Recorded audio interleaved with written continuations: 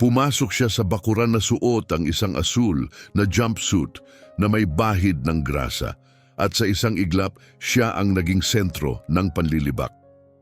Itinuro ng may-ari ng kumpanya, isang lalaking nagngangalang Rio, ang isang 20 toneladang makina na nakatigil sa gitna ng lugar. May nakasabit na napakalaking container sa ere. Nagbigay siya ng malupit na ultimatum. Ayusin mo ito sa loob ng 3 oras at magiging iyo ito. Mabigo ka at dito na magtatapos ang karera mo. Naglalagablab ang araw sa itaas, walang awa at napakainit. Umalingaw-ngaw ang halakhakan sa paligid habang kinukutya ng mga inhinyero ang kanyang presensya. Ngunit hindi siya umimik, nakatayo lamang siya hanggang sa ang una niyang matapang na hakbang ay nagpatahimik sa buong bakuran.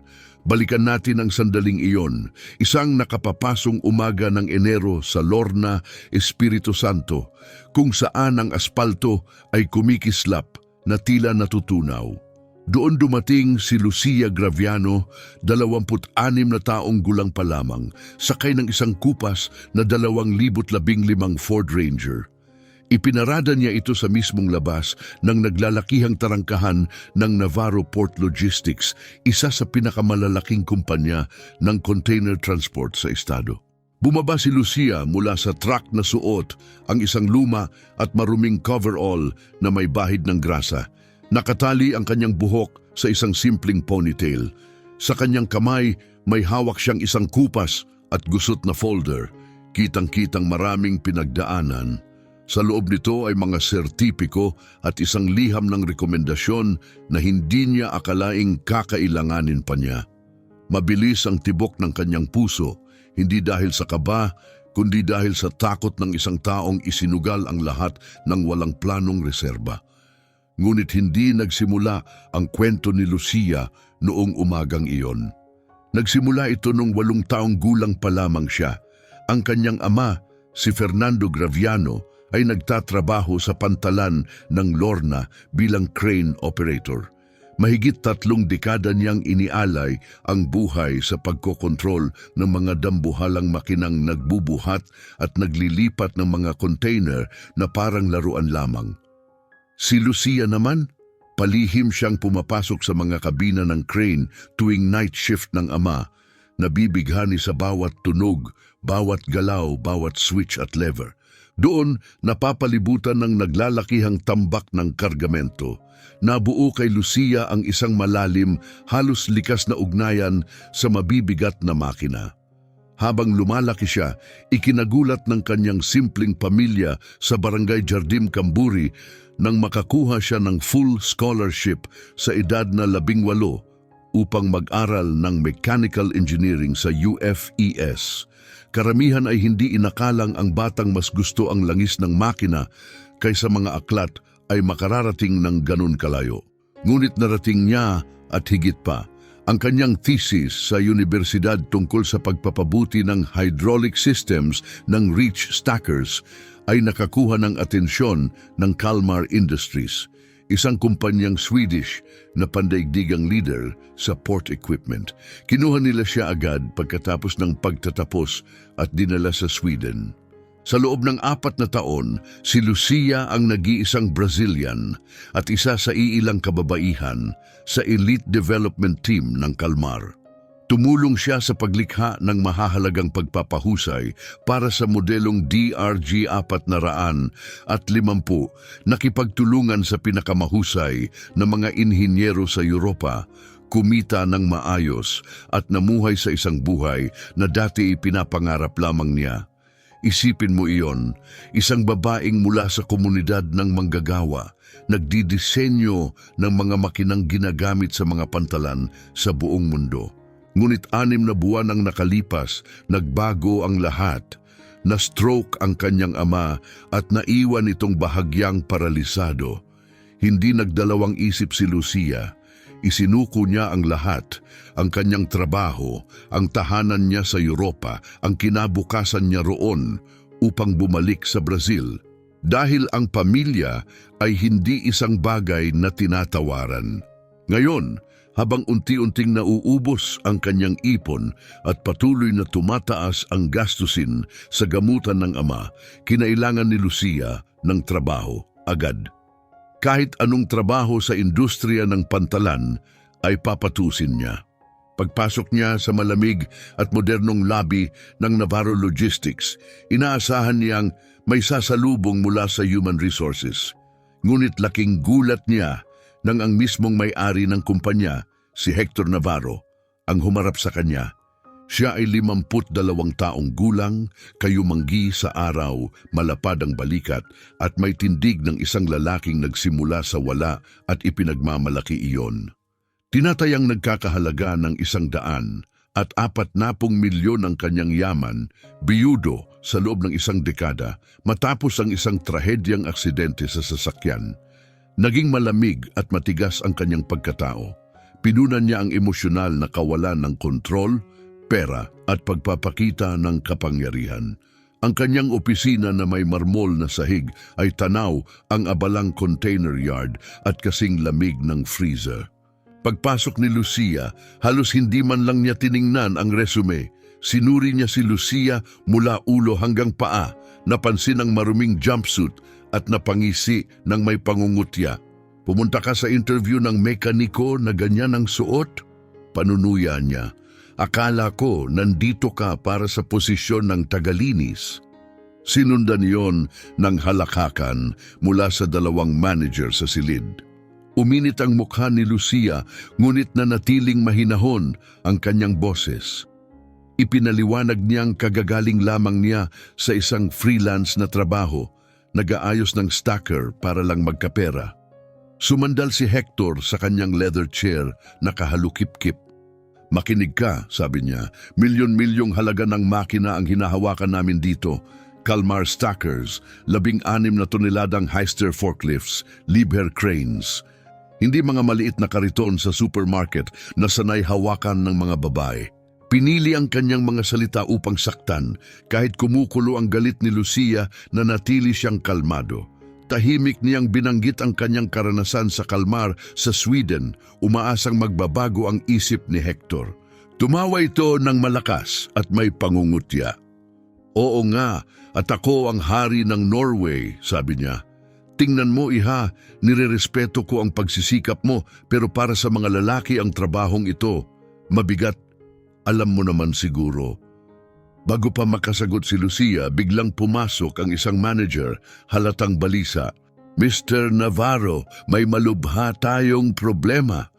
Isa sa mga pangunahing rich stacker ang nasira sa gitna mismo ng bakuran na may 28 toneladang container na nakasabit 6 na metro sa ere. Nawalan ng pressure ang hydraulic brakes. Kapag hindi agad naayos, titigil ang buong operasyon. 300,000 na ang lugi natin ngayong araw. Agad tumayo si Hector at nagmadaling lumabas ang buong team patungo sa bakuran. Sumunod si Lucia ng likas, hindi dahil sa takot, kundi dahil pamilyar na pamilyar sa kanya ang sitwasyon. Doon, sa matinding init ng araw, nakatayo ang isang Kalmar DRG 450-65 SS-5XS, isang dambuhalang 20 toneladang makina na kulay kahel-dilaw. May hawak itong refrigerated container na puno ng frozen meat, nagkakahalaga ng 2.4 na milyon na patungong Middle East. Nakabitin ang container sa ere, parang sakunang naghihintay mangyari. 5 mekaniko at inhinyero ang paikot-ikot sa makina, tumitipa sa mga tablet, nagbubuklat ng mga manual at nagtatalo ng malakas. Mabigat ang tensyon, kasintindi ng init. Huminto si Lucia ilang metro ang layo at agad umandar ang kanyang pagsasanay. Siya mismo ang tumulong magdisenyo ng eksaktong modelong iyon. Sinuri ng kanyang mga mata ang makina, ang kakaibang anggulo ng hydraulic arm, ang bakas ng langis sa lupa at ang mahinang pagsitsit mula sa kabina. Sa loob ng wala pang 15 segundo, alam na niya kung ano ang problema, ngunit wala siyang sinabi. Doon siya napansin ni Hector, pumalakpak siya upang makuha ang atensyon ng lahat, may mapaglarong ngiti sa mukha. Mga Ginoo at ginang, may aplikante tayong mekaniko rito. Aniya nang may pang-uuyam, itinuro si Lucia na parang palabas sa perya. At ayan, may sira tayong stacker. Bakit hindi natin siya hayaang subukan? Muling umaling-awngaw ang tawanan. Ang isa sa matatandang mekaniko, si Mariano, ay tumawa at nagsabi ng malakas, baka akala niya malaking forklift lang ang reach stacker. Nagtawanan ang buong bakuran. Ramdam ni Lucia ang dos-dosenang matang nakatutok sa kanya, may nangungutya, may nag-aalinlangan, ngunit lahat ay may inaasahan. Lumapit si Hector at nag-alok ng isang kasunduang babago sa kanyang buhay. May deal ako sa'yo, sabi niya, malamig at malakas ang boses. May 3 oras ka. Kapag naayos mo ito ng maayos, walang daya, walang pansamantalang solusyon, hindi lang kita kukunin. Ibibigay ko sa iyo ang makinang ito. Halos 3 milyon ng halaga. 1,200 oras pa lang ang tinakbo. Halos bago pa. Yayaman ka, sabi niya. Huminto sandali. Sapat para manatiling nakabitin sa mabigat na hangin ang kanyang mga salita. Dahan-dahang umikot si Hector sa paligid ni Lucia, parang leon na inaamoy ang kanyang biktima. Ang naglalagablab na araw sa likuran niya ay humahaba ang anino sa sementado, mahaba at matalim. Lalong lumapad ang ngisi sa kanyang labi habang nagpapatuloy siya. Pero kapag nabigo ka at babagsak ka talaga, aminin mo rito mismo sa harap ng lahat na hindi bagay sa mga babae ang teknikal na trabaho. Lalabas ka ng bakurang ito na nakayuko ang ulo at babalik ka sa kusina mo kung saan ka nababagay at hinding-hindi ka nalalapit pa sa anumang pantalan o kumpanyang pang-logistics. Hindi pa siya tapos. Tatawagan ko rin ang bawat port manager sa Espiritu Santo mula Lorna hanggang São Mateus. Sisiguraduhin kong maiuugnay ang pangalan mo sa kabiguan. Wala nang kukuha sa iyo sa industriyang ito kailanman. Tinatanggap mo ba ang hamon? Isang mabigat na katahimikan ang sumunod. Yaong uri ng katahimikang nagpapakilos sa mga tao sa pagkailang. May ilang empleyado ang nagbaba ng tingin, nahihiya sa kanilang narinig, ngunit walang naglakas loob na magsalita. Tutal, si Hector Navarro ang nagbabayad ng kanilang sahod. Sa mundong ito, ang ganong uri ng pera ay katumbas ng hindi matitinag na kapangyarihan. Hindi agad sumagot si Lucia. Tiningnan niya ang malaking dilaw kahel na rich stacker na kumikislap sa ilalim ng matinding sikat ng araw. Lumipad ang kanyang isipan patungo sa kanyang ama, si Fernando. Nasa bahay, naghihintay ng 3:00 ng hapon na therapy session. Naalala niya ang kaliwang kamay nito, nanginginig pa rin tuwing sinusubukang magbuhat ng baso. Ang bahagyang paglubog ng isang bahagi ng mukha, mga pisikal na bakas ng stroke. At ang mga mata nito napupuno ng lungkot tuwing tinitingnan ang sariling mga kamay na minsang kumontrol sa makapangyarihang mga makina. Naalala niya ang mga medical bill na nakatupi sa loob ng kanyang bag. 850 para sa huling konsultasyon sa neurologist. 400 kada therapy session. Mga gamot na mas mahal pa kaysa pagkain.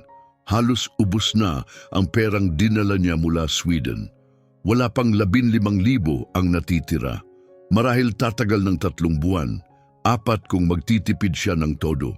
Pagkatapos bumalik ang alaala niya sa mahahabang gabi sa Sweden, ang pagtatrabaho sa Kalmar Industries sa Lidhult. Mga nagyayelong gabi na ginugol niya sa laboratorio hanggang hating gabi. Sinusubok ang mga upgrade sa hydraulic systems, ang eksaktong modelong ito. Naalala niyang nakatayo siya sa mga pantalan sa Denmark, Germany at Netherlands. Personal na pinangangasiwaan ang mga field trial. Nakaupo sa mga mataas na antas na technical meetings, kadalasan ay nag-iisang babae sa silid, nag-aalok ng mga ideyang hindi pa naiisip kahit ng mga senior engineer. May nagbago sa kanyang tingin. Hindi iyon galit, kundi isang tahimik matalas na determinasyon, ang parehong lakas na nagdala sa kanya sa isang top university mula sa isang simpleng komunidad sa Lorna. Ang parehong tapang na nagtulak sa kanya na tumawid ng Atlantiko nang mag-isa sa edad na 22.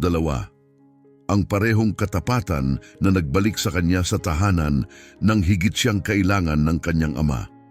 Tinatanggap ko, malinaw niyang sabi, hindi nanginig ang kanyang boses.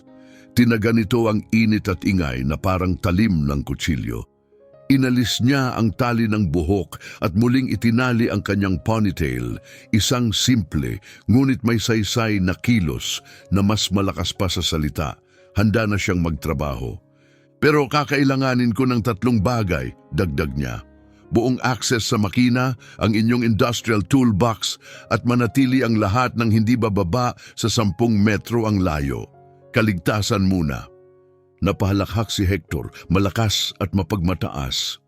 Kumbinsido siyang tapos na ito. Narinig niyo siya, ibigay niyo sa ginang ang gusto niya, magiging palabas ito. Si Mariano, ang veteranong mekaniko, ay itinulak papalapit ang isang mabigat na toolbox na nakakabit sa kariton. Ibinigay niya iyon kay Lucia na may ngising mapanukso. "Oh, heto iha," sabi niya na puno ng sarkasmo ang boses. "Gusto mo bang tulungan kitang hanapin ang distornilyador?" May sumunod na tawanan, ngunit hindi man lang kumurap si Lucia. Diretso siyang naglakad patungo sa stacker, ang bakal na bota niya'y tumutunog ng pantay sa semento. Bago umakyat sa cab, lumuhod siya sa tabi ng namuong langis sa lupa. Hindi iyon basta-basta. Ang likido ay kumalat sa mga hugis at guhit, mga bakas na nagsasalaysay ng kwento sa sinumang marunong bumasa. Isinawsaw niya ang 2 daliri sa langis, kiniskis ang mga ito, saka inamoy. Matalim ang amoy, sunog, sobra ang init ng langis, hindi bababa sa 15 degree na mas mataas sa tamang antas. Kinumpirma nito ang bahagi ng kanyang teorya.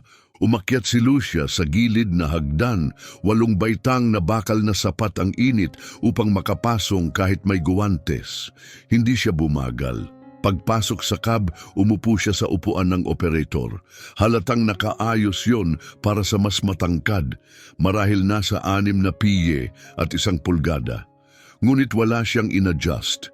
Dumiretso siya sa trabaho. Gumalaw ang kanyang mga mata sa Kalmar Smart Control Panel, sinusuri ang bawat indikasyon. Temperatura ng hydraulic oil, 87 degree, masyadong mataas. System pressure, pabago-bago sa pagitan ng 280 at 310 at 10 bar, dapat ay steady sa 350. Critical lift circuit, 180 bar lamang, delikadong mababa. Bawat numero ay may sinasabi. At kapag pinagsama-sama, bumuo ang mga ito ng isang malinaw na larawan. Sa ibaba, patuloy ang pagtatalo ng mga inhinyero, nagbubuklat ng mga digital manual. Isang batang lalaki na may salamin. Ang naghinalang nasa main cylinder seals ang problema.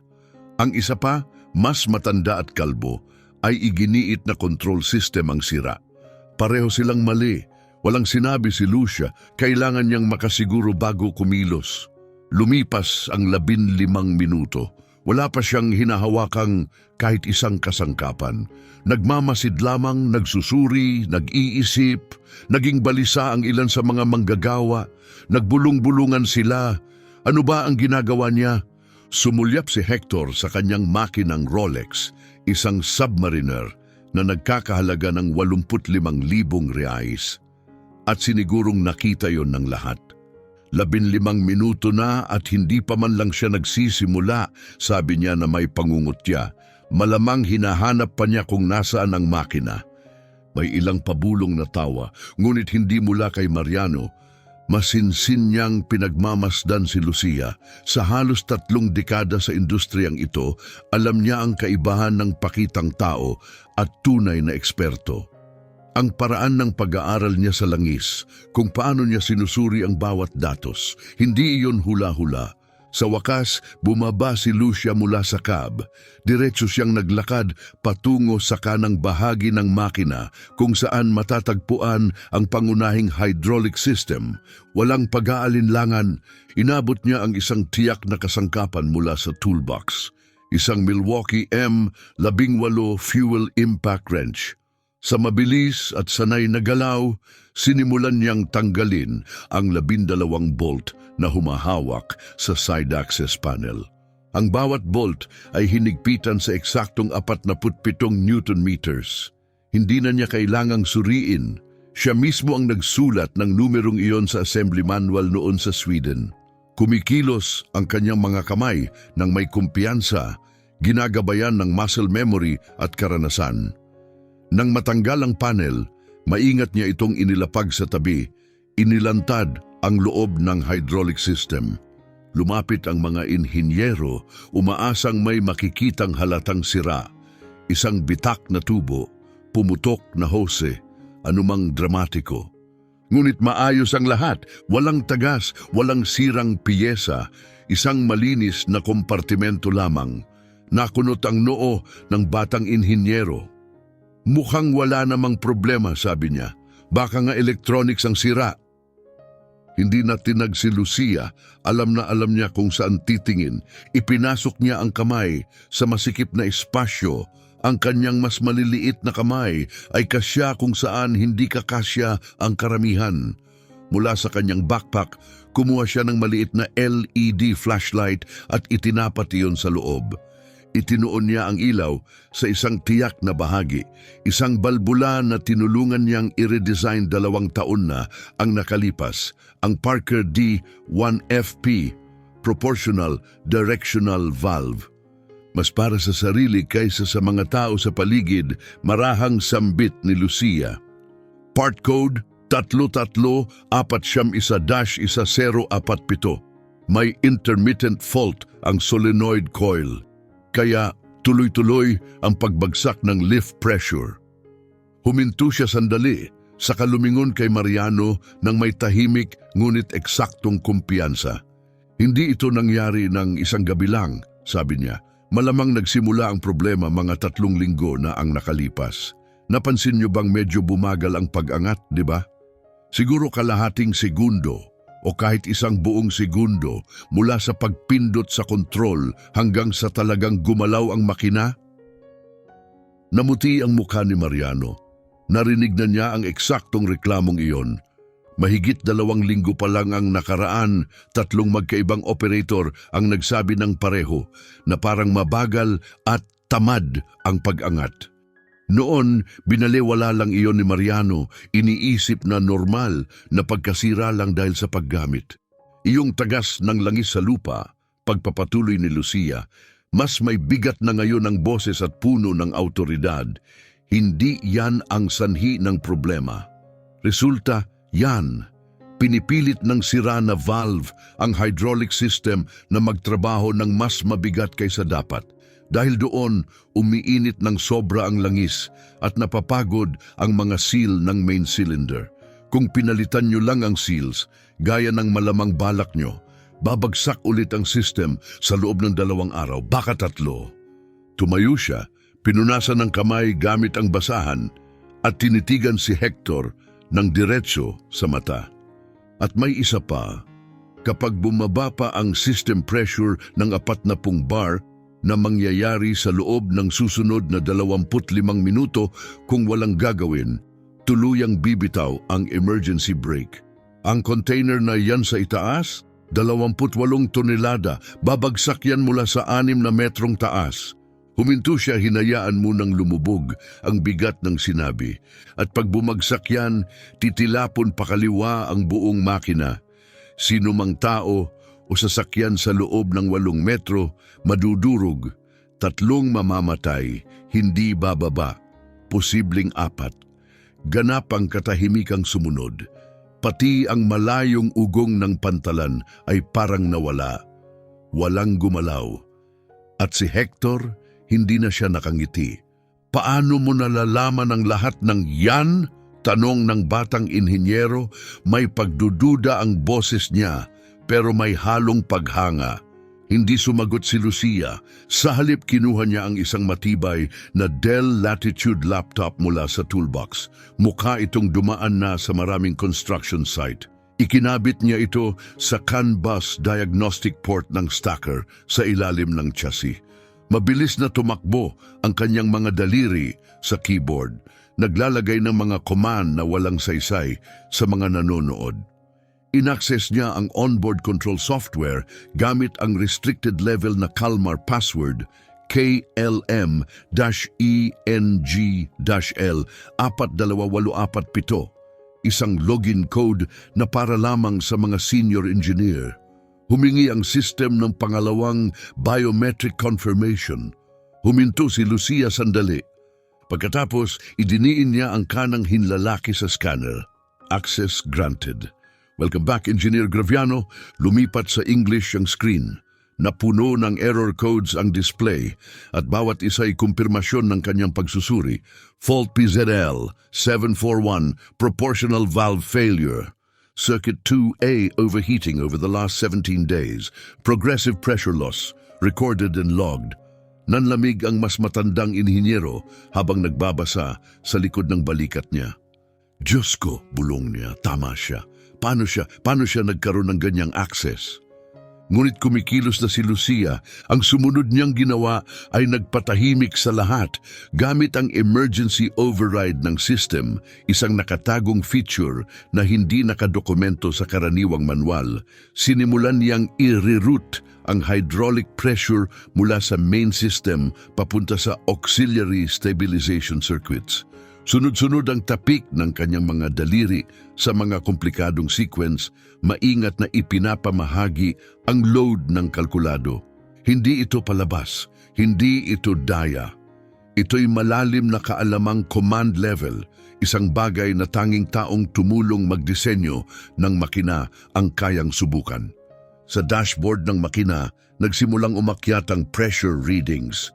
280 bares, 285 bares, 290 bares. Ang matinis na ugong ng naghihingalong system ay lumambot, naging pantay at mas balanseng tunog. Unti-unting bumabalik ang kalmado ng makina. Nang pansamantalang makontrol ang sitwasyon, lumipat si Lucia sa susunod na hakbang. Bumalik siya sa hydraulic panel at walang sinayang na segundo, sinimulan niyang baklasin ang sirang valve. Hindi mas malaki sa bote ng tubig ang piyesa, ngunit mabigat at balot ng mainit na langis. Inalis yun ni Lucia ng tila sanay na sanay, saka bumaba mula sa makina, hawak ang bahagi sa kanyang guwantes na kamay. Naglatag siya ng lumang tarp sa nag-iisang bahaging may lilim malapit doon, lumuhod at napapalibutan ng 30 taong tahimik na nakatingin, sinimulan niyang i-disassemble ang valve mismo sa lupa. Eksakto ang galaw niya, halos parang operasyon. Inalis niya ang takip, hinugot ang internal spool at sinuri ang bawat bahagi gamit ang matalas at sinanay na mata.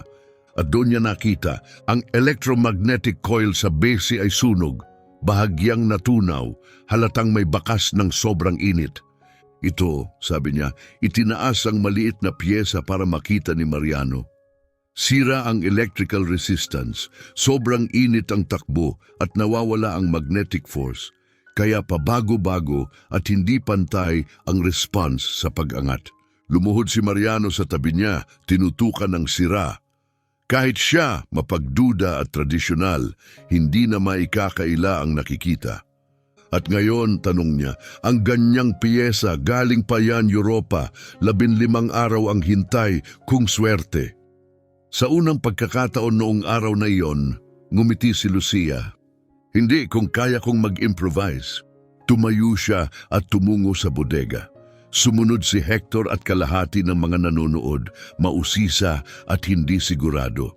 Sa loob, naglibot ang mga mata ni Lucia sa mga estante, sistematikong naghahanap.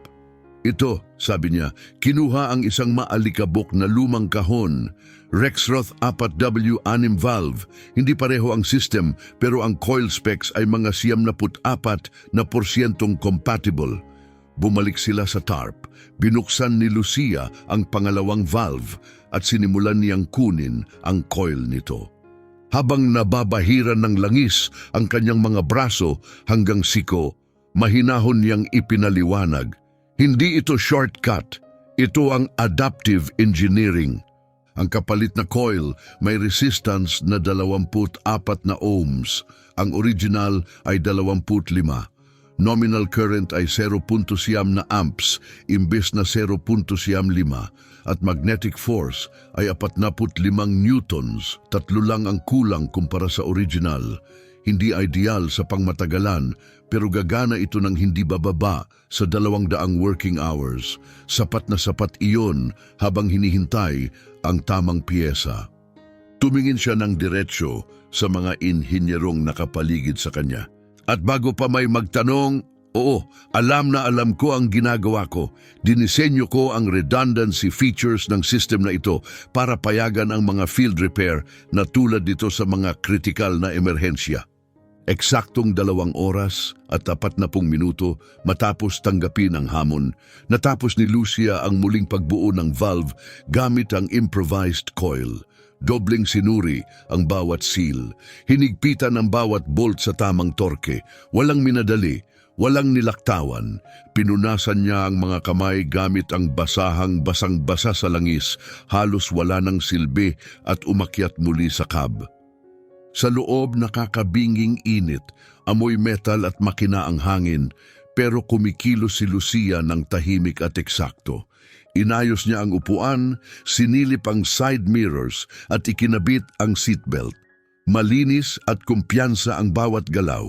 Ito ang babaeng ginawa na ito ng daan-daang beses. Inikot niya ang susi sa ignition hanggang kalahati. Umilaw ang dashboard, dilaw, dilaw. Berde-berde, self-check initiated. Lumipas ang 30 segundo, parang walang katapusan. Hindi gumalaw si Lucia, nakatutok ang mga mata, hinihintay ang ulat ng system. Sa ibaba, 30 tao ang nakatayo, halos hindi humihinga. Hindi nagsalita si Hector, nakatiklop ang mga braso, mariing nakakuyom ang panga. Iniisip pa rin niyang babagsak siya, naniniwala pa ring palabas lang ang lahat. Natapos ang sequence sa display, all systems okay. Muling iniikot ni Lucia ang susi. Umubo ang napakalakas na 355 horsepower Mercedes-O M400 at 60 L engine. 1 beses, 2 beses. At saka umungal sa buhay, ang malalim at dumadagundong na tunog ay umalingaw-ngaw sa buong bakuran. Narinig niya ang panginginig na umakyat sa kanyang mga kamay at gulugod, ang pamilyar na pulso ng kapangyarihang minahal niya simula pagkabata. Pinabayaan niyang mag-idle ang makina, nakatutok ang mga mata sa temperature gauge. Kirkbesh degree, 52, 60 Viens, 60 Astoni. Pagdating sa 70, inactivate niya ang hydraulic system. Bahagyang lumalim ang tunog ng makina, sinabayan ng mechanical na pagsitsit habang unti-unting bumubuo ang pressure. Handa na ang makina. Sumulyap si Lucia sa control panel. Ang pangunahing hydraulic system ay matatag na ngayon sa 340 bar. 344, 348, eksakto kung saan ito dapat. Bahagyang bumaba ang temperatura ng langis, huminto sa 86 na degree Celsius, ligtas na nasa loob ng operational limits. Inabot niya ang pangunahing control lever, ang joystick na nagpapatakbo sa hydraulic arm. Kumapit ang kanyang kamay dito nang may gaan ng isang taong matagal ng bihasa. Sa maselan at eksaktong kalkuladong mga galaw, sinimulan niyang ibaba ang nakasabit na container. Agad tumugon ng boom, walang pag-alangan, walang delay, walang pag-uga. Ang 28 toneladang container ay dahan-dahang bumaba, makinis at pantay, parang bahagi lamang ng tunay nitong bigat. Palipat-lipat ang tingin ni Lucia sa posisyon ng container at sa mga digital readout ng control screen. Pressure, matatag sa 348 bar. Temperatura, unti-unting bumababa sa 83. Walang tagas, walang instability, walang error. Sa ibaba, nakatayo si Mariano na parang estatwa bahagyang nakanganga. Sa halos 3 dekada niyang pagtatrabaho sa mabibigat na makina, hindi pa siya nakakakita ng sinumang magpatakbo ng reach stacker ng ganoon ka-elegante at kontrolado. Para itong panunood sa isang world-class pianist, bawat galaw ay sinadya, bawat resulta ay eksakto. Patuloy ang pagbaba ng container, sentimetro bawat sentimetro. 6 na metro, 5.5, 5. Gumawa si Lucia ng napakaliit na lateral adjustment, ilang milimetro lamang upang itama ang bahagyang misalignment. Walang ibang makakapansin noon. 4.5, 4. Namumutla si Hector. Ang mapagmataas na ngising, dati nasa mukha niya, ay tuluyang naglaho. Wala na siyang magawa, kundi panoorin kung paanong ang babaeng kinutya niya ay ngayoy humahawak sa isang makinang nagkakahalaga ng 3 milyong reais nang walang kapintasan. 3 metro, 2.5, 2. Mas lalo pang pinabagal ni Lucia ang pagbaba. Ngayon, napakalambot ng galaw ng container na parabang lumulutang, tila sinusuportahan ng mga hibla ng hangin. 1.5, 1. Nang sumayad ito sa lupa, halos wala itong tunog. Isang mahinang dampi lamang, parang balahibong dumarampi sa kabila ng napakalaking bigat nito. Maingat na inalis ni Lucia ang lift system at hinintay na bumalik sa normal ang hydraulic pressure. Pagkatapos, inatras niya ang makina. Dahan-dahang ipinarada ito sa tamang pwesto. Eksakto niyang inihanay ito sa mga pinturang gabay sa sahig na semento. Pinatay niya ang sistema ayon sa eksaktong sequence na siya mismo ang nagsulat noon sa operations manual ng Kalmar. Patayin ang hydraulics, hintayin huminto ang mga pump, dahan-dahang bawasan ang RPM ng makina sa katuluyang patayin ang ignition. Bumaba siya mula sa cab, pinunasan ng mga kamay gamit ang basahang halos magkahiwa-hiwalay na sa sobrang grasa at naglakad patungo kay Hector. Huminto siya sa eksaktong 2 metro mula rito, tumingin ng diretsyo sa mga mata niya. Tapos na ang operasyon, sabi niya, kalmado, ngunit matatag ang boses. Ligtas na at ganap na gumagana ang makina.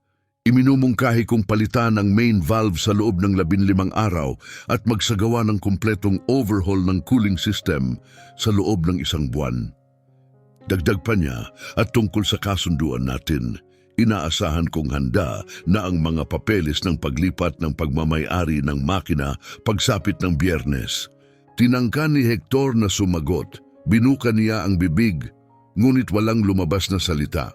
Sumulyap siya sa reach stacker, saka kay Lucia, at pagkatapos ay sa tahimik na hanay ng mga empleyadong nakasaksi sa lahat, may ilan sanang nagsimulang pumalakpak ngunit agad ding tumigil nang makita ang kanyang mukha. Sa sandaling yon, may 3 sasakyan ang pumasok sa bakuran. Isang puting Toyota Hilux, isang asul na Ford Ranger, at isang itim na Volkswagen Passat na may diplomatic plates.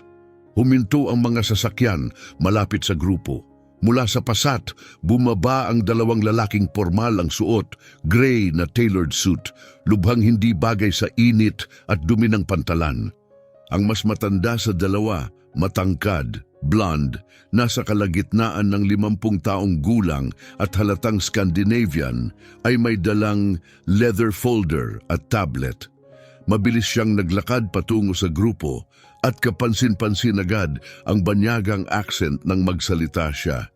Magandang hapon, wika niya sa eksaktong Portuges, maingat ang bigkas ng bawat salita.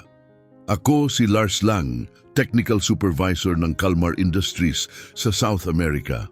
Nakatanggap kami ng automatic alert mula sa telemetry system ng unit na ito na nagsasaad ng isang kritikal na operasyon na sinundan ng isang hindi autorisadong manual override. Meron ba kayong Kalmar Level 4 certified technician dito?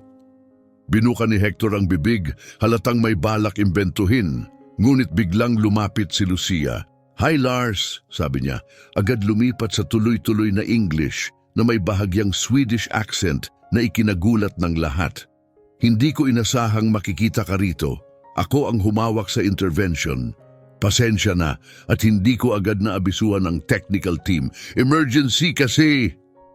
Sumulyap si Lars sa tablet saka tumingala, hindi makapaniwala. Lumaki ang kanyang mga mata.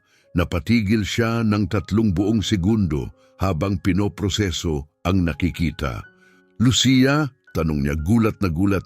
"Lucia Graviano? Ano ang ginagawa mo rito? Akala naming lahat nasa Sweden ka pa. Linggo-linggo kang pinag-uusapan ng team." Humarap siya kay Hector. Ngayon ay halatang litong-lito. "Sir," sabi ni Lars, tumalim ang tono, "alam niyo ba kung sino ang babaeng ito?" Nakatayo si Hector na parang estatwa, maputlang maputla. Binukan niya ang bibig pero wala pa ring lumabas. Hindi na naghintay si Lars. "Ito si Engineer Lucia Graviano," mariin niyang pahayag. "Dating Senior Design Engineer sa aming Lidhult Headquarters sa Sweden. Siya ang nanguna sa team na bumuo ng 70% ng mga upgrade sa DRG 450 series, ang eksaktong modelong nasa bakuran ninyo." Itinuro niya ang reach stacker sa likuran nila. "Ang makinang yan," tinaasan niya ang boses. "Si Lucia ang nagre-engineer ng hydraulic pressure distribution. Siya ang bumuo ng safety lift protocol. Siya ang nagdisenyo ng algorithm na nagpapakinis ng operasyon at nagpapababa ng pagkasira ng piyesa ng 30%. Pagkatapos, ipinakita ni Lars kay Hector ang screen ng kanyang tablet. "Nag-alok kami sa kanya ng 200,000 euro kada taon para manatili," sabi niya. 200,000. Tinanggihan niya, bumalik siya sa Brazil. "At ngayon, nadatnan ko siya rito, nag-a-apply bilang mekaniko?" Umalingaw-ngaw ang mga bulungan sa hanay ng mga tao. May isang kamay si Mariano sa kanyang bibig, nakatitig kay Lucia na parang ngayon lang niya talaga ito nakita. Halo ang gulat at pagsisisi sa kanyang muka. Ang 2 inhinyerong hindi nakadiagnose ng problema ay nakayuko, maputla at napahiya. Ngunit hindi pa tapos si Lars. Muli niyang tinap ang tablet. Kinukumpirma ng telemetry system na nagsagawa siya ng adaptive multi-circuit pressure redistribution gamit ang mga stabilizer. Isang level 5 technique iyon. Wala sa operator manual, wala sa advanced service documents. Umiiral lang yon sa isang internal engineering protocol na halos 100 tao lang sa buong mundo ang may access. Tumingin siya kay Lucia at ngayon ay may paghanga na ang kanyang boses. Isa siya sa 12 iyon. Sa katunayan, siya ang mismong bumuo ng prosedurang iyon noong nakaraang taon sa mga test sa Rotterdam. Muling humarap si Lars kay Hector para sa huling dagok. 12 lang ang Kalmar Level 5 certified engineers sa buong mundo, 4 sa Sweden, 3 sa Germany, 2 sa China, 1 sa Japan, 1 sa Australia, at 1 dito mismo sa Brazil. Huminto siya sandali. "Lucia Graviano," isa pang paghinto. "At sabihin niyo sa akin, paano niyo siya tinrato? Anong posisyon ang inialok niyo?" Hindi makasagot si Hector. Namula ang kanyang mukha sa kanamutla. Nanginginig ang kanyang mga kamay sa gilid ng katawan. Sa wakas, bumaling si Lars kay Lucia, mainit at puno ng pagmamalaki ang tono. "Niligtas mo ang makina, malamang pati mga buhay, at nakabuo ka pa ng isang agarang paraan ng pagkukumpuni na irerekomenda kong isama sa susunod naming emergency manual." Ngumiti siya. "Napakahusay mo pa rin, Lucia." Nagbigay si Lucia ng isang tahimik at mapagkumbabang ngiti, ngunit nanatiling matatag ang kanyang tindig. Pinunasan niya ang huling bahid ng grasa sa kanyang mga kamay, saka nagsalita.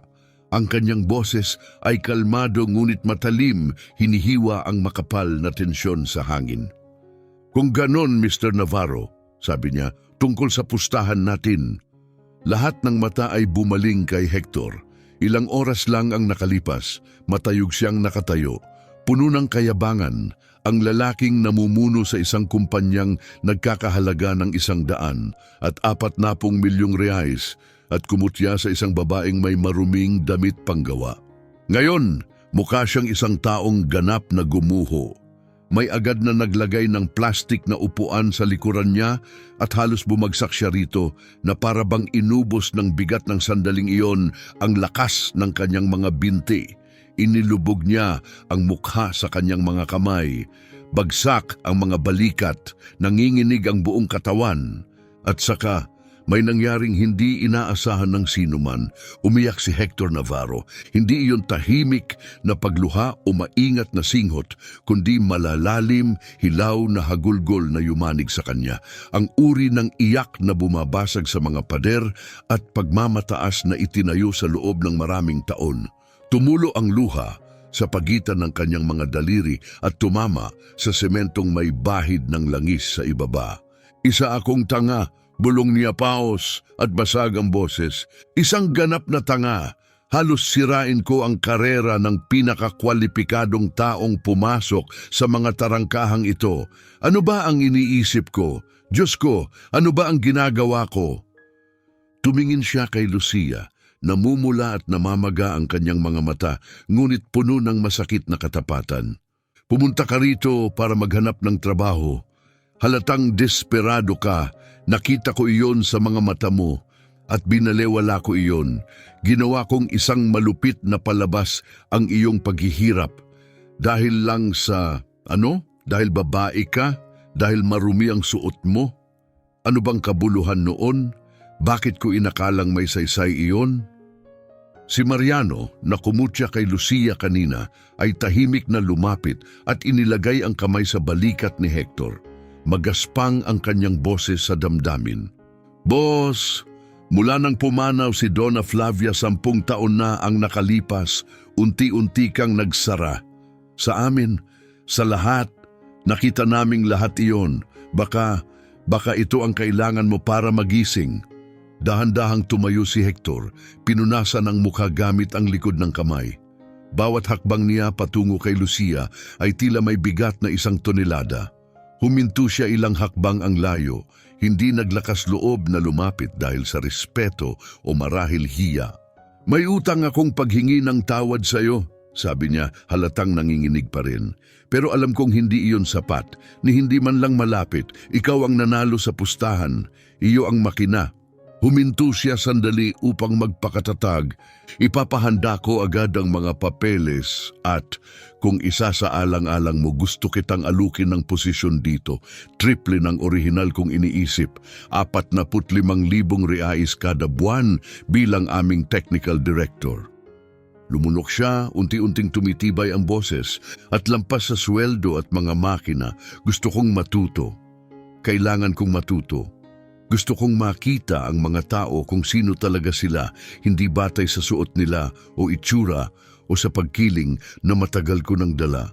Sa loob ng 3 oras, itinuro mo sa akin ang hindi ko naunawaan sa loob ng 52 taon. Tiningnan ni Lucia ang lalaking nasa harap niya, hindi na ang mayabang na executive kanina, kundi isang taong hubad ang damdamin, lantad at nagbabago sa mismong harap ng kanyang mga mata.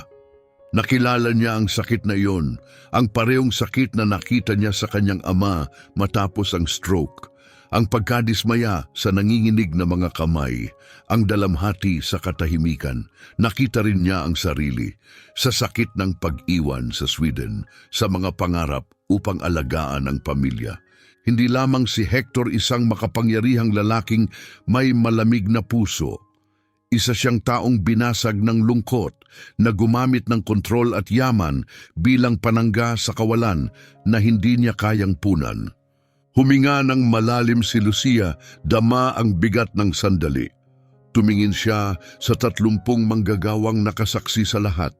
Ang ilan ay nagpoproseso pa. Ang ilan ay nahihiya. May iilang namamangha.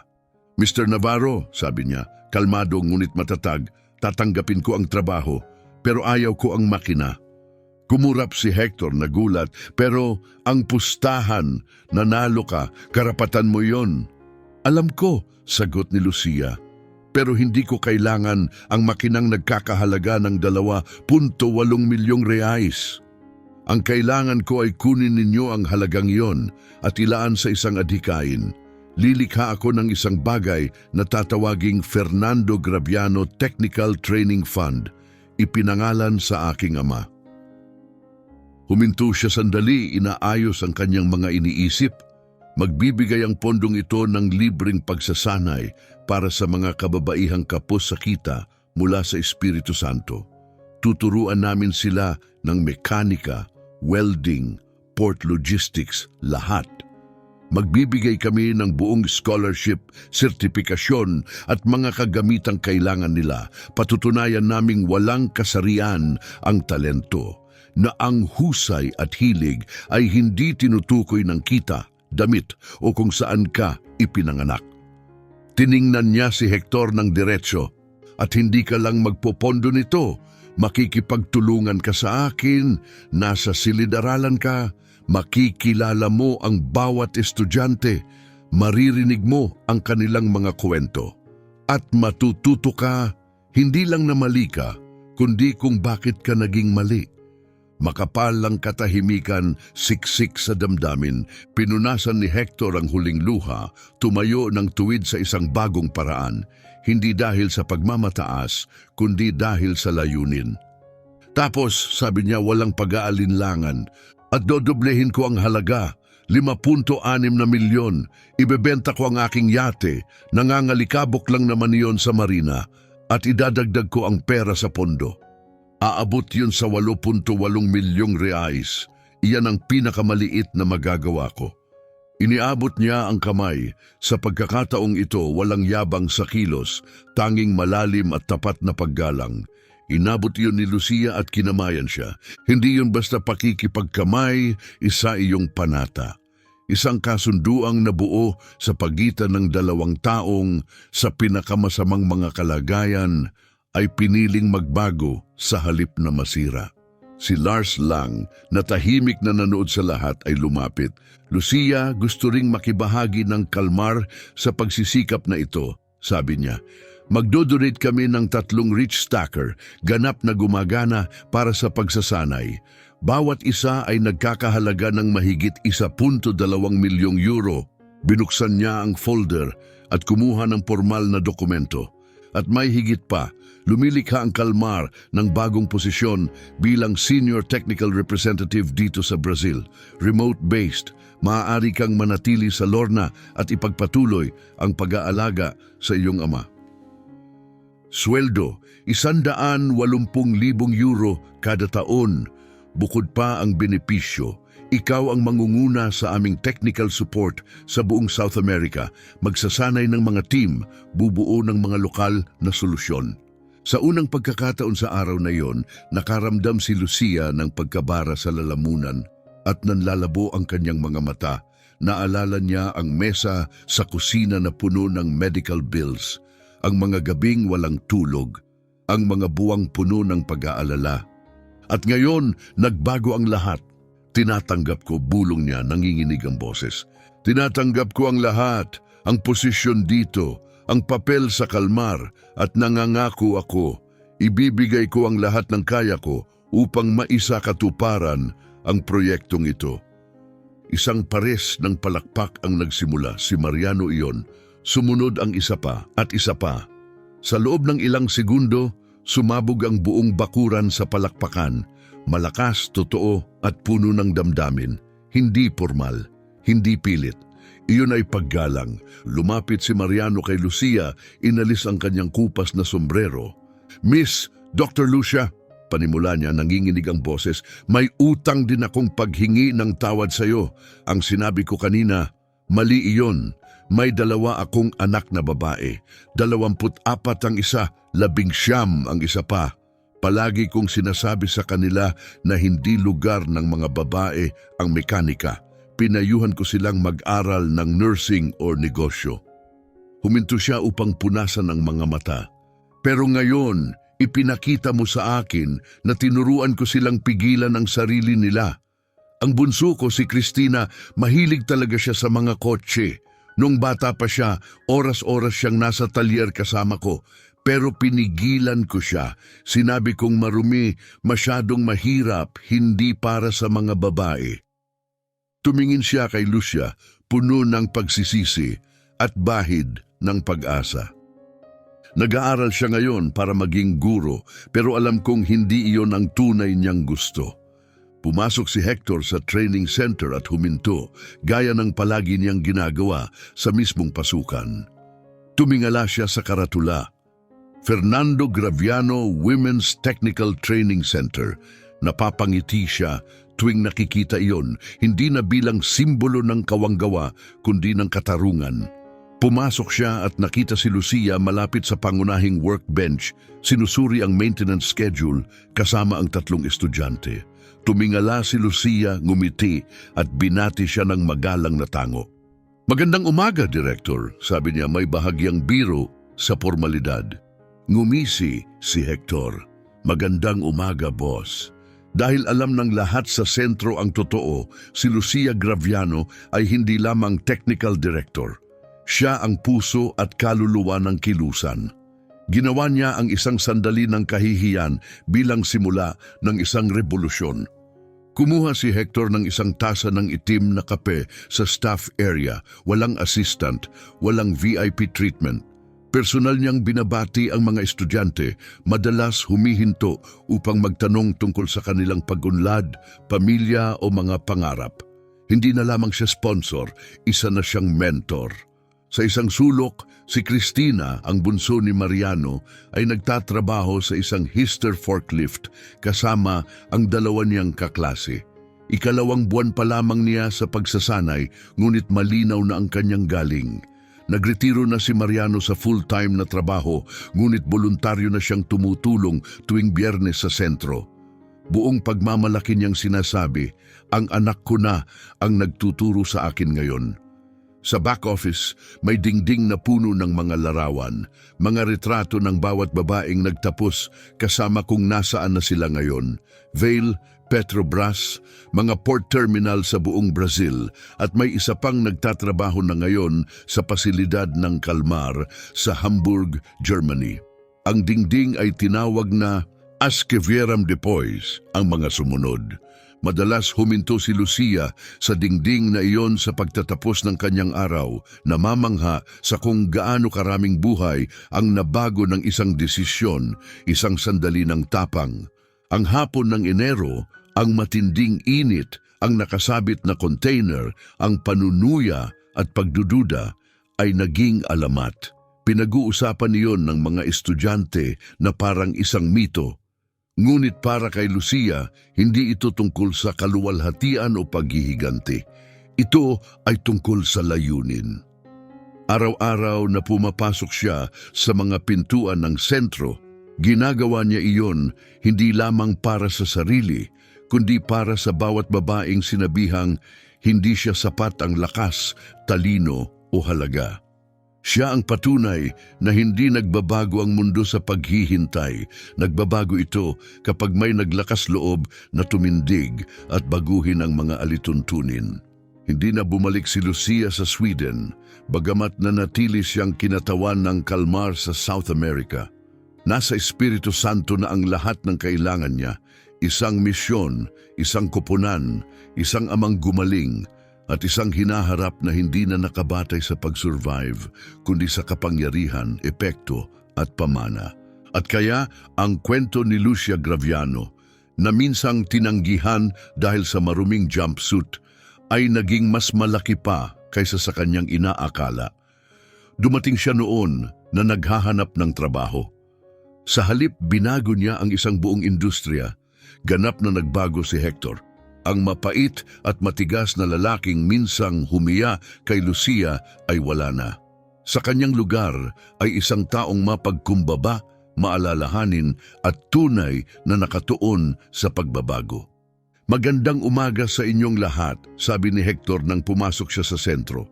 Wala ng formalidad, walang titulo, Tinatawag na lamang siyang Hector ng mga estudyante at iyon na ang gusto niya ngayon.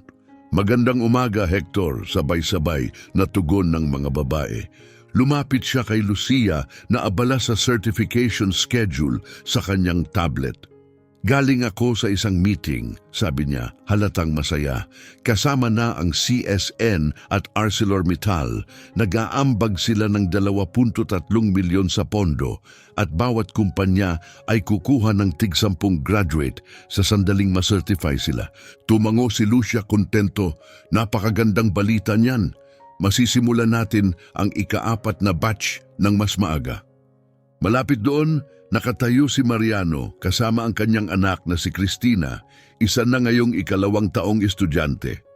19 na taong gulang at sa wakas, tinutupad na ang pangarap na minsang pinigilan ng sariling ama. Tay, tingnan mo, masigla niyang sabi. Binaklas at binuo ko ulit ang buong wrister transmission sa loob ng 47 minuto. Pinakamabilis ko iyon. Yumakap si Mariano sa kanya, luha ang nasa mata. Mas magaling ka kaysa sa akin, bulong niya. Mas magaling. Ang umagang iyon ay isang mahalagang yugto, graduation day ng 2 batch. 23 babae ang tatanggap ng kanilang opisyal na Kalmar certifications at NR, 11 licenses. Mga kredensyal na magbubukas ng profesional na trabaho sa mga pantalan at industrial na sentro sa buong Brazil. Dumating ang mga panauhin, mga senior engineer mula sa Kalmar headquarters sa Sweden, si Lars Lang mismo. Mga mamamahayag mula sa malalaking network at pahayagan, mga opisyal ng pamahalaan mula sa estado at lungsod, mga leader mula sa 15 corporate partners. Isang pansamantalang entablado ang itinayo sa bodega. Nakatayo sa hanay ang 23 graduate, suot ang malinis na asul na coverall na may burdang logo ng sentro sa dibdib. Ang ilan ay may luha sa mata. Ang iba'y nakangiti ng malapad. Lahat ay nag-aalab sa dangal at pagmamalaki. Lumapit si Lucia sa mikropono, malinaw, makapangyarihan at puno ng damdamin ang kanyang talumpati. 15 buwan na ang nakalipas. Panimula niya, ipinarada ko ang luma kong pick-up sa labas ng isang kumpanya at humingi ng trabaho. Desperado ako. Halos ubos na ang ipon ko. Kailangan ng pangangalaga ang ama ko. Tatanggapin ko sana ang kahit ano, anumang sahod, anumang posisyon. Huminto siya sandali. Nakita ako ng may-ari, maruming damit, may grasa ang kamay at pinagtawanan ako. Hindi siya naniwalang may kakayahan ako. Hinamon niya akong ayusin ang isang sirang makina bilang bahagi ng isang malupit na pustahan. Si Hector, nakaupo sa gitna ng mga panauhin ay yumuko. Kahit ngayon, masakit pa rin ang alaalang iyon. Ngunit ang hindi niya alam, pagpapatuloy ni Lucia, ay hindi lamang ito tungkol sa sirang makina. Tungkol ito sa pagbuo ng mas malaki. Ang sandaling iyon ang nagbukas ng kinabukasan para sa daan-daang kababaihan. Itinuro niya ang mga graduate sa likuran niya. Tingnan ninyo sila, Jessica Santos, magsisimula sa Lunes bilang reach stacker operator sa Port of Lorna, kumikita ng 9,200 Brazilian real. Siya ang susuporta sa kanyang ina at kapatid. Carolina Fuentes, hired na ng CSN bilang mekaniko sa halagang 11,500 Brazilian real. Magkakaroon na ng sariling bahay ang kanilang pamilya. Renata Rivera, 41, matapos ang 18 taon bilang cleaner, ngayon ay maintenance supervisor sa ArcelorMittal, kumikita ng 13,000 Brazilian real. Juanita Ferrer, 19, magsisimula ng night classes sa mechanical engineering. Lorna Almeida, 35, ina ng 3, ngayon ay triple na ang kita sa Navarro Logistics. Lumakas ang kanyang boses. Sinabihan ng mga babaeng ito, hayagan man o tahimik, na hindi para sa kanila ang larangang ito, na hindi trabaho ng babae ang mabibigat na makina, na may iba silang lugar. Ngunit pinatunayan nilang kasinungalingan yon. Humarap siya kay Hector. Ang lalaking sumubok sa akin noong araw na yon ay natutunan ng pinakamahalagang aral ng kanyang buhay. Natuklasan niyang ang talento ay hindi nagsusuot ng uniforme. Ang kakayahan ay walang kasarian at ang dignidad ay karapatan, hindi pribilehiyo. Lumuha si Hector, inilagay ni Lars ang kamay sa kanyang balikat. Nagpatuloy si Lucia. Simula noon, binago ni Hector ang buong kumpanya. Inclusive hiring, daycare support, patas na parental leave. Ngunit higit sa mga pulisya, binago niya ang sarili. Iyon ang tunay na liderato. Tumingin siya sa kanyang ama sa unang hanay. May itinuro sa akin ang tatay ko mula pagkabata na sa lahat ng dako ang talento. Ang oportunidad, hindi. May mga ipinanganak na bukas ang mga pinto. Ang iba, kailangang kumatok at basagin ang mga iyon. Umiiral ang sentrong ito para buksan ang mga pintong iyon. Itinaas niya ang isang sertipiko. Hindi lamang ito mga papel, ito ang mga susi sa kalayaang pinansyal, sa paggalang, sa isang buhay na hindi kailangang pumili ang babae sa pagitan ng pangarap at kaligtasan. Bumaba si Lucia sa entablado at isa-isang tinawag ang pangalan ng mga graduate. Bawat isa ay tumanggap ng matatag na pakikipagkamay mula kay Lucia. Mainit na yakap mula kay Fernando, isang tango ng pagbati mula kay Lars at malakas na palakpakan. Nang tawagin si Cristina, hindi napigilan ni Mariano ang sarili. Umakyat siya sa entablado, niyakap ang anak at bumulong sa mikropono. Patawarin mo ako, anak, dahil muntik kong durugin ang pangarap mo. Ikaw ang pinakadakilang tagumpay ko. Tumayo ang buong madla, umiiyak habang pumapalakpak. Pagkatapos ay lumapit si Hector. Hindi ko karapat-dapat na tumayo rito, sabi niya, nanginginig ang boses. 15 buwan na ang nakalipas, sisirain ko sana ang bawat pangarap sa silid na ito. Maaari akong sirain ni Lucia bilang ganti, pero hindi niya ginawa. Binigyan niya ako ng pagkakataon. Huminga siya ng malalim, at ngayon, bilang parangal sa aking yumaong asawa na si Flavia, isang babaeng naglaan ng buhay sa edukasyon ng mga bata, nangangako akong maglaan ng 50 milyong reais sa loob ng 5 taon upang dalhin ang proyektong ito sa buong Brazil. Magtatayo tayo ng mga sentro sa São Paulo, Rio, Bahia, Pará. Magsasanay tayo ng 1,000 babae bawat taon. Hindi ito kawanggawa, isa itong kilusan at nagsisimula pa lamang. Bumingi ang palakpakan. Natapos ang seremonya sa isang salusalo sa ilalim ng bukas na langit. Lahat, graduates, instructors, executives, ay kumain ng magkakasama, parang pamilya. Sa pangunahing mesa ay nakaupo sina Lucia, ang kanyang ama, si Lars, si Mariano at si Hector. Nagkatawanan sila, nagbahagi ng ideya at nagplano ng mga susunod na lokasyon. Alam mo kung ano ang pinakanakamamangha, sabi ni Lars. Hindi lang ang galing ng mga graduate, kundi kung paano nagbabago ang buong industriya dahil sa kanila. Tumango si Fernando. Dahil pinapatahimik ng talento ang pagdududa. Kailangan lang nito ng entablado. 3 taon matapos ang naglalagablab na hapon ng Enero, nakapagtapos na ang Fernando Graviano Training Center ng 180 babae na may 74% job placement rate. Naimbitahan si Lucia sa National Council for Industrial Development ng Brazil bilang pambansang boses para sa kababaihan sa trades. Nagtatag si Hector ng scholarship sa pangalan ni Flavia para sa mga anak na babae ng port workers. At ang dilaw kahel na Kalmar DRG 450, ang makinang minsang nagbanta sa karera ni Lucia, ay naging simbolo ng sentro. Ginagamit ito bilang pangunahing training machine at sa paanan nito ay may plakang tanso na may nakaukit na mga salitang ito. Inialay kay Lucia Graviano, na nagturo sa amin na ang pinakamakapangyarihang kasangkapan ng isang profesional ay ang paggalang sa dignidad ng tao. Dito, malalaki ang makina, ngunit walang pangarap ang kailanman napakaliit.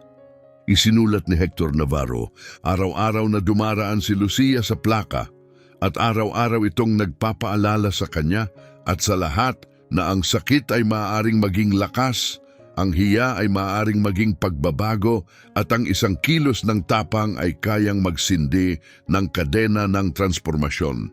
Dahil sa huli, ang tunay na pamana ay hindi lamang isang naayos na makina. Ito ay 180 babaeng nagtatrabaho sa buong Brazil, iniaangat ang kanilang mga pamilya mula sa kahirapan. Mga anak na babae na nangangarap ng mas malaki, walang hangganan. Isang industriyang minsang nagsara ng pinto, ngayon ay bukas na bukas. Pinatunayan ni Lucia Graviano ang isang bagay na kailangang marinig ng mundo. Ang paggalang at dignidad ay hindi pag-aari ng anumang kasarian. Ito ay para sa lahat.